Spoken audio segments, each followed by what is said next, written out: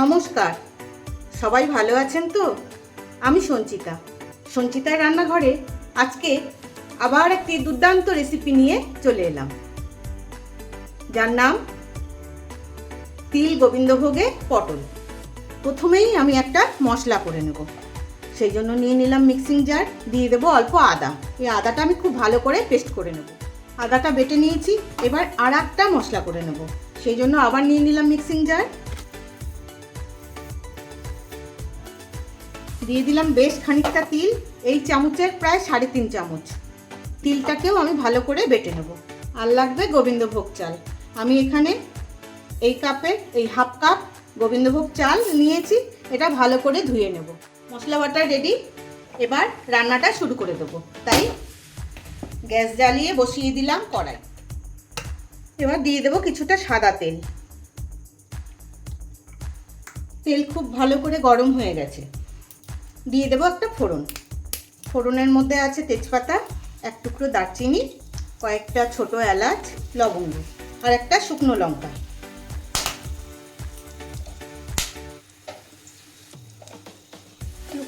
এবার একটু নুন ছিটিয়ে দিচ্ছি। এবার দুটো ডুমো করে কেটে রাখা আলু আছে, এটা ভেজে নেব।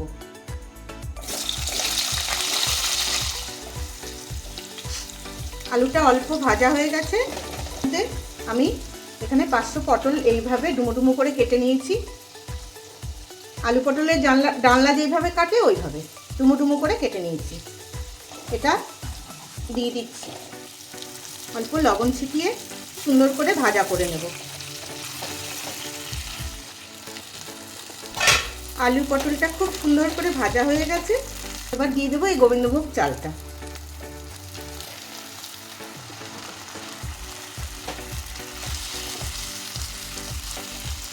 এবার এই পটলের সাথে চালটাও একটু ভেজে নেব।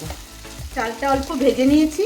এবার দিয়ে দেবো টমেটো। এখানে একটা টমেটো আছে। আর দেবো এই তিল বাটাটা। তিলটা একটু নেড়ে নিয়েছি, তিলটাও অল্প ভেজে নিয়েছি।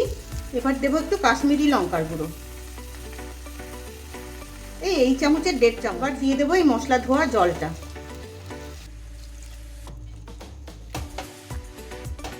এবার সব শুদ্ধ একটু কষিয়ে নেব। খুব সুন্দর কষে গেছে, এক দিয়ে পুরো তেল ছেড়ে দিয়েছে। এবার দিয়ে দেবো আরেকটু লবণ। আগে অনেক লবণ দিয়েছি পটল ভাজার সময়, তাই স্বাদ মতো আর একটু লবণ। আর দেবো চিনি। এই রান্নাটা কিন্তু একটু মিষ্টি মিষ্টিই ভালো লাগে।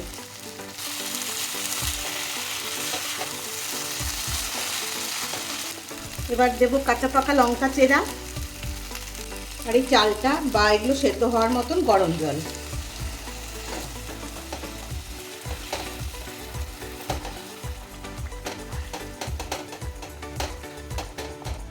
কি ভালো লাগলো? যদি ভালো লাগে তবে ইউটিউব থেকে দেখলে একটা শেয়ার, আর ফেসবুক থেকে দেখলে একটা ফলো। আর যদি তাও না দেন, একটা ছোট্ট করে লাইক বা কমেন্ট।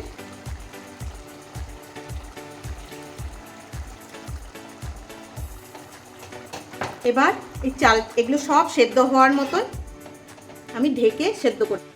প্রায় সেদ্ধ হয়ে এসছে, তাই দিয়ে দিলাম কটা চীনাবাদাম আর কটা কিশমিশ। এটা কিন্তু ইচ্ছাকৃত, আমার খুব ভালো লাগে বলে আমি দিলাম। পুরো জল শুকিয়ে গেছে, তিল তো তাই কত তেল ছেড়েছে দেখুন, সেদ্ধও হয়ে গেছে। এবার একটা ছোট্ট কাজ বাকি, তাই এই কড়াইটা আমি পাশে রেখে বসিয়ে দিলাম একটা তড়কা প্যান। এবার দিয়ে দিলাম অল্প ঘি, এর মধ্যে দিয়ে দেবো অল্প হিং,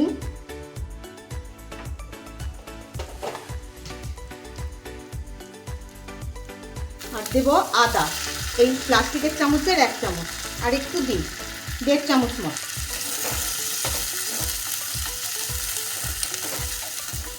হালকা ভাজা হয়ে গেছে দেখুন। এবার গ্যাসটা অফ করে এর মধ্যে দিয়ে দেবো, দিয়ে নেড়ে ঢেকে দেবো কম করে 5 মিনিট। তৈরি হয়ে গেল তিল গোবিন্দভোগে পটল। কেমন লাগলো? তবে আজকের মতন আসি, ভালো থাকবেন সবাই।